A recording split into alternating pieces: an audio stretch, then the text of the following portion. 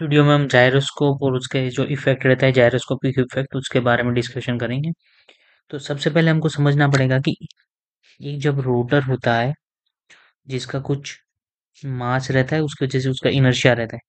इसका कुछ मास है m, इसका ये कुछ थिकनेस है और ये एक्सिस जो है उसके अराउंड ये घूम रहा है।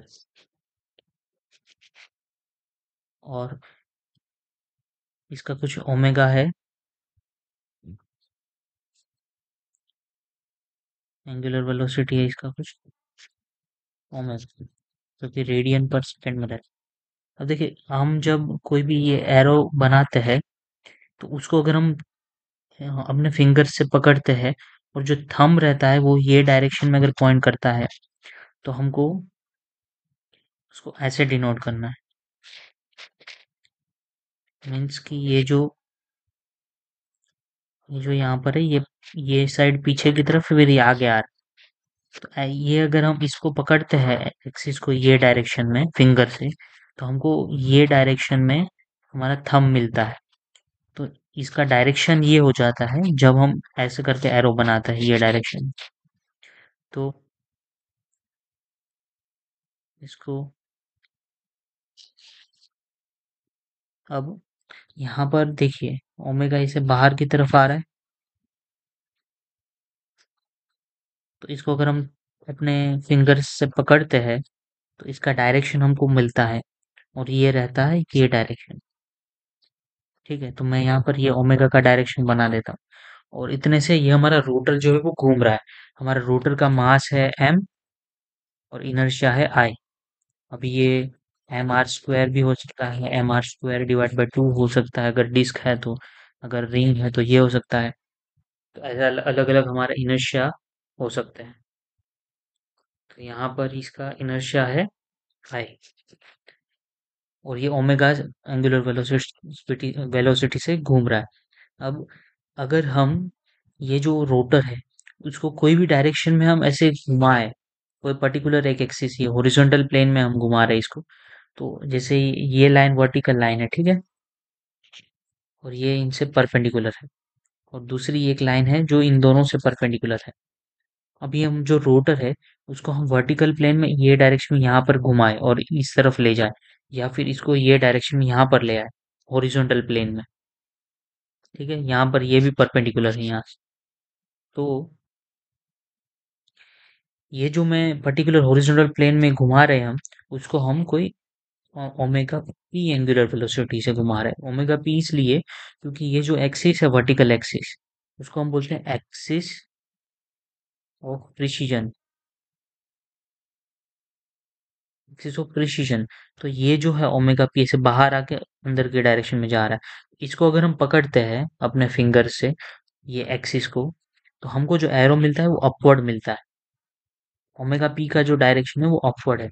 तो यहाँ पर मैं ये अपवर्ड ओमेगा पी का डायरेक्शन बना लिया। तो ऐसे अगर हम रोटर को ये ओमेगा पी डायरेक्शन में घुमाते हैं तो हमको एक टॉर्क मिलता है और वो टॉर्क के डायरेक्शन में हमारा रोटर मूव करता है। अब आप देखिए हमारा जो टॉर्क मिलता है वो हमको उसका डायरेक्शन है omega P cross omega. Omega P cross omega करते हैं तो ओमेगा पी से लेके हमको यहाँ तक ऐसे एरो बनाना है सर्कुलर। अब इस एरो को हमको अपने फिंगर से पकड़ना है। अगर हम इसको ऐसे फिंगर से पकड़ते हैं तो हमको इनवर्ड डायरेक्शन में हमारा थंब मिलता है। तो जिस डायरेक्शन में हमारा थंब मिलता है हमको उस डायरेक्शन में हमारा टॉर्क का डायरेक्शन है और इसको हम बोलते हैं active torque direction, active torque. और ये जो टॉर्क है एक्टिव उसका मैग्नीट्यूड रहता है इनर्शिया ओमेगा ओमेगा पी, आई ओमेगा ओमेगा पी।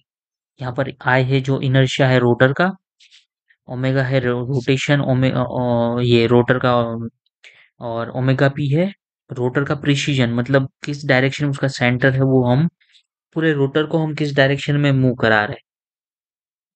जो ये ओमेगा है वो तो खुद एक्सिस पे घूम रहा है यहाँ पर ही, लेकिन हम एक और मोशन दे रहे हैं ये रोटर को जो कि है हॉरिजॉन्टल प्लेन में, और उसकी वजह से, और वो जो रोटेशन दे रहे हैं वो ओमेगा पी डायरेक्शन में दे रहे हैं। उसकी वजह से हमको एक टॉर्क मिलता है जो कि डायरेक्शन होता है ओमेगा पी क्रॉस ओमेगा, और उसका मैग्नीट्यूड होता है आई ओमेगा ओमेगा पी। जैसे ये अगर 100 है, 100 रेडियन पर सेकेंड, ये 100 रेडियन पर सेकेंड है, और जो इनर्शिया है वो 10 है। तो ये टोटल 10 इंटू 100 इसका यूनिट जो भी आया है न्यूटन मीटर वो आ जाएगा। तो ऐसा करके हमको ये टॉर्क फाइंड करना है। अभी इसके जो ठीक ऑपोजिट, जो हमको ठीक ठीक ऑपोजिट इसके जो हमको लेना है टॉर्क, एक्टिव टॉर्क के, वो हमको मिलता है रिएक्टिव जायरोस्कोपिक कपल, या फिर रिएक्टिव टॉर्क। और वो इक्वल इन मैग्नीट्यूड होता है, बस उसका डायरेक्शन जो रहता है वो ऑपोजिट टू जो कि हमको एक्टिव डायरेक्शन मिलता है। अब हमने रिएक्टिव एक्टिव कंपोनेंट्स तो देख लिए और उसका डायरेक्शन भी देख लिया, लेकिन इसका जो एप्लीकेशन रहता है, और हाँ यहाँ पर देखिए और एक ओमेगा पी जो है, वो हमने क्या बताया कि ओमेगा पी है उस डायरेक्शन में रोटर रोटर मूव करता है। तो जैसे ये हमारा रोटर हम टॉप व्यू में देखते हैं, ये डायरेक्शन में से घूम रहा है, और ये हमारा प्रिसीजन एक्सिस है, टॉप व्यू में हम देख रहे हैं एक्सिस ऑफ प्रिसीजन।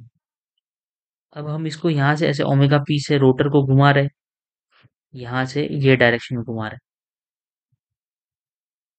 तो अब देखिए यहाँ से हम ऐसे घुमा रहे हैं,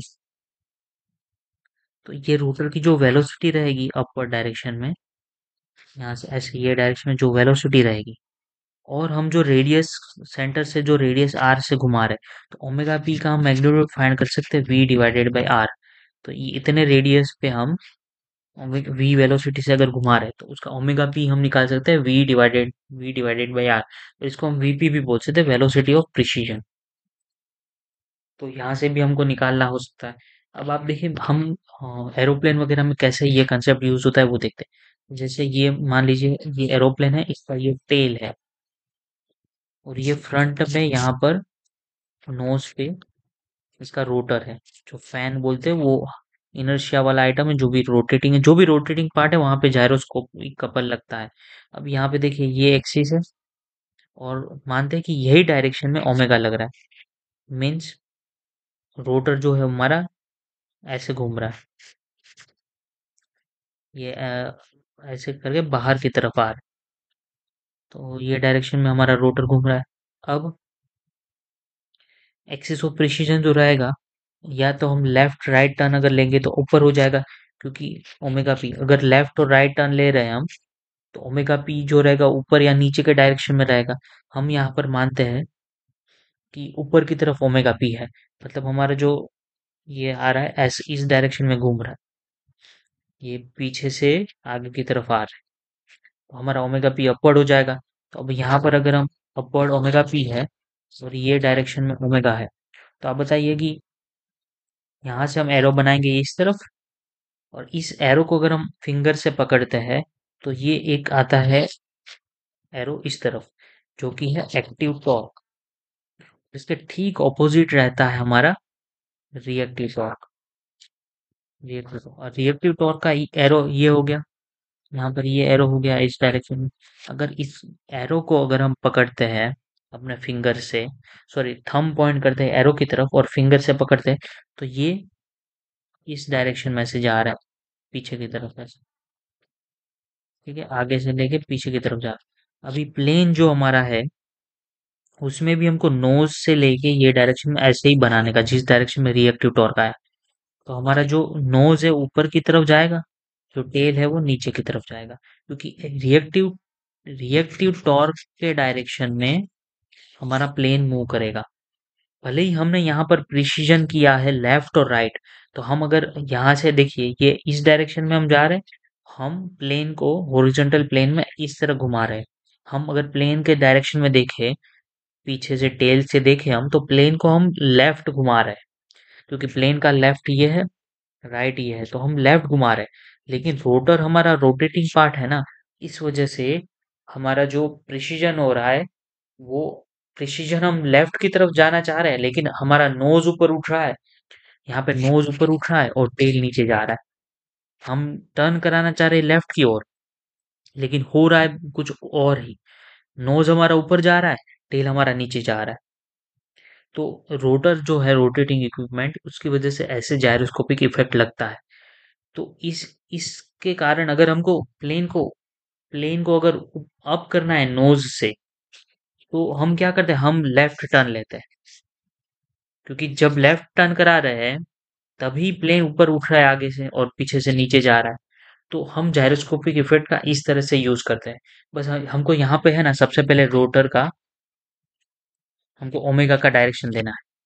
उसके बाद ओमेगा पी का डायरेक्शन ड्रॉ करना है, जो भी है, अपवर्ड है डाउनवर्ड है।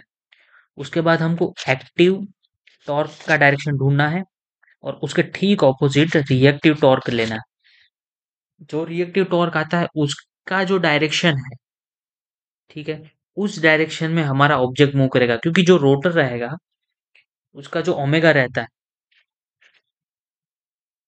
वो रोटर एक्टिव टॉर्क के डायरेक्शन में घूमता है, लेकिन जो रिएक्शन उसका होता है हमारे बॉडी पे, जो प्लेन का बॉडी है, उस पे रिएक्शन आता है, वो रिएक्टिव टॉर्क के डायरेक्शन में होता है। ठीक उल्टा होता है, जिस डायरेक्शन में रोटर जा रहा है उसका ठीक उल्टा। अब यहाँ पर हम ये जो टेल है उसको हम बोलते हैं रियर, और नोज है उसको बोलते हैं हम फ्रंट। अब अब हम शिप में देखें, देखो शिप, अगर ये इसका ऐसा कुछ शेप है शिप का, ये वाला पार्ट है फोर, मीन्स आगे वाला जो पार्ट रहता है, और उसको हम बोलते हैं बो, BOW। जो पीछे वाला पार्ट होता है उसको हम बोलते हैं स्टर्न या फिर आफ्ट। इसको अगर हम टॉप व्यू में देखते हैं शिप को, तो ये कुछ ऐसा दिखता है। ये फ्रंट है यहाँ पर, और ये बैक साइड है। तो हमारा जो शिप का जो लेफ्ट रहता है वो ये हो जाता है, जो राइट रहता है ये होता है, अगर हम पीछे से देख रहे हैं तो। ये शिप का एक्सिस हो गया।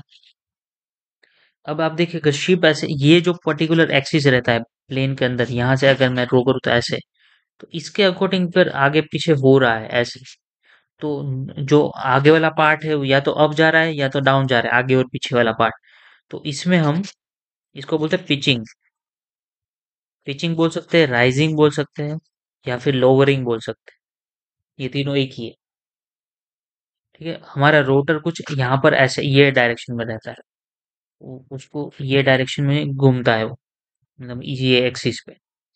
अब यहाँ पर भी टॉप व्यू में देखेंगे तो रोटर कुछ इसी प्रकार से दिखेगा, ये एक्सिस पे घूमेगा। और दूसरा ये कि अगर, तो ये जो एक्सिस था उसमें हमने देख लिया पिचिंग लोअरिंग राइजिंग हो गया। अब यहाँ पर अगर ये लेफ्ट और राइट टर्न ले रहा है, तो इसको हम बोलते हैं स्टीयरिंग, जो हम स्टीयर करते हैं वो। और अगर ये जो एक्सिस है यहाँ पर इसके अकॉर्डिंग हो रहा है, तो इसको हम बोलते हैं रोलिंग। अब आप देखिए रोलिंग जो है, उसमें जो रोटर का ओमेगा एक्सिस है, ओमेगा, और जो रोलिंग का एक्सिस है, मीन्स ओमेगा पी का, वो दोनों सेम हो गया। तो जो टॉर्क है वो जीरो आ जाएगा। यहाँ पर ये जो आई ओमेगा ओमेगा पी है, उसमें जो क्रॉस प्रोडक्ट रहता है तो वो तो जीरो आ जाएगा, क्योंकि टॉर्क का डायरेक्शन तो omega cross omega P cross omega है। तो यहाँ पर रोलिंग में हमको कोई भी इफेक्ट देखने को नहीं मिलता है gyroscopic. No gyroscopic effect in rolling of ship. यहाँ पर हम कुछ एग्जाम्पल देख लेते हैं। जैसे जैसे मान लिया ये ओमेगा, हम उसको ये पर्टिकुलर एक्सिस से घुमा रहे हैं। अब यहाँ पर हम इसको भी ओमेगा डायरेक्शन ये भी बोल सकते हैं, क्योंकि हमको फिंगर से अगर पकड़ते हैं तो यही डायरेक्शन हमको थंब का मिलता है। तो जब ये डायरेक्शन में रोटेशन हो रहा है तो हम ऐसे भी लिख सकते हैं। और प्रिसीजन, अगर ये डायरेक्शन में हो रहा है, हम फिंगर से पकड़ते हैं तो अपवर्ड हो रहा है। तो हम दोनों में से किसी को भी लिख सकते हैं। या तो हम सर्कुलर आर्क करके दिखाए या एरो करके दिखाए, दोनों सेम है। तो इसमें अगर हम ओमेगा पी क्रॉस ओमेगा करते हैं, तो हमको एक्टिव टॉर्क ये डायरेक्शन मिलता है, रिएक्टिव टॉर्क ये डायरेक्शन में मिलता है। अभी हम कुछ चेंज कर देते हैं, जैसे ओमेगा है हमारा रोलर का, वो ये डायरेक्शन में है डाउनवर्ड। ठीक है, डाउनवर्ड मतलब कि हमारा जो फिंगर है वो यहाँ से आके अंदर की तरफ जाएगा। और कुछ रैंडम हम ले लेते हैं, ओमेगा पी का डायरेक्शन है, ये डायरेक्शन ले लेते हैं, ओमेगा पी मीन्स जो हम जा रहे हैं इस डायरेक्शन में, मीन्स बॉटम से लेके हमारा जो रोलर ये डायरेक्शन ऐसे है, हम बॉटम से लेके अपवर्ड जा रहे हैं। ठीक है, डाउन से अप जा रहे हैं। अब यहाँ पर हमको जो टॉर्क मिलेगा वो omega P cross omega direction में मिलेगा, मीन्स यहाँ से लेके ये यहाँ पर। अगर इसको हम अगर पकड़ते हैं तो हमको एक्टिव टॉर्क ये डायरेक्शन में और रिएक्टिव टॉर्क उसके ऑपोजिट डायरेक्शन में मिल जाता है। अभी जैसे मानते हैं कि ओमेगा हमारा अंदर की तरफ है, ठीक है, और ओमेगा पी ये डायरेक्शन में, तो ओमेगा पी क्रॉस ओमेगा जो है वो हमको अपवर्ड देगा, तो यहाँ पर एक्टिव टॉर्क ये हो जाएगा, रिएक्टिव टॉर्क ये हो जाएगा। तो और यहाँ पर ये भी देख लेते हैं कि जैसे ओमेगा पी का जो डायरेक्शन रहेगा वो पीछे से आगे की तरफ ऐसे आ रहा है, और जो ओमेगा है उसका ऐसे नीचे से होके अब आके ऐसे हो रहा है, मीन्स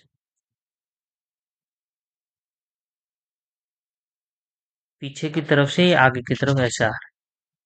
ठीक है, पीछे से आगे की तरफ आ रहा है, ऐसे ऐसे घूम रहा है।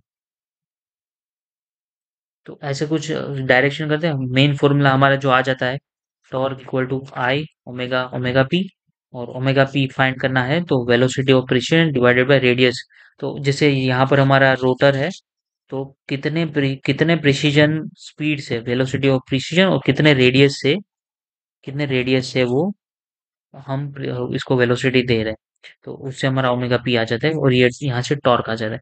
बस इतना ही हमको याद रखना है और कुछ याद नहीं रखना है। बेसिक टर्मिनोलॉजीज याद रखनी है, वो भी हम डायरेक्टली एज स्टर्न है बैक साइड है, फोर है वो फ्रंट साइड है, फोर को बो बोलते हैं, लेफ्ट राइट को स्टीयरिंग बोलते हैं, रोलिंग में प्रिसीजन नहीं होता है, पिचिंग राइजिंग लोअरिंग जो है ये जो सेंटर लाइन पास हो रहा है ये वाला पर्टिकुलर जो लाइन है उससे होता है।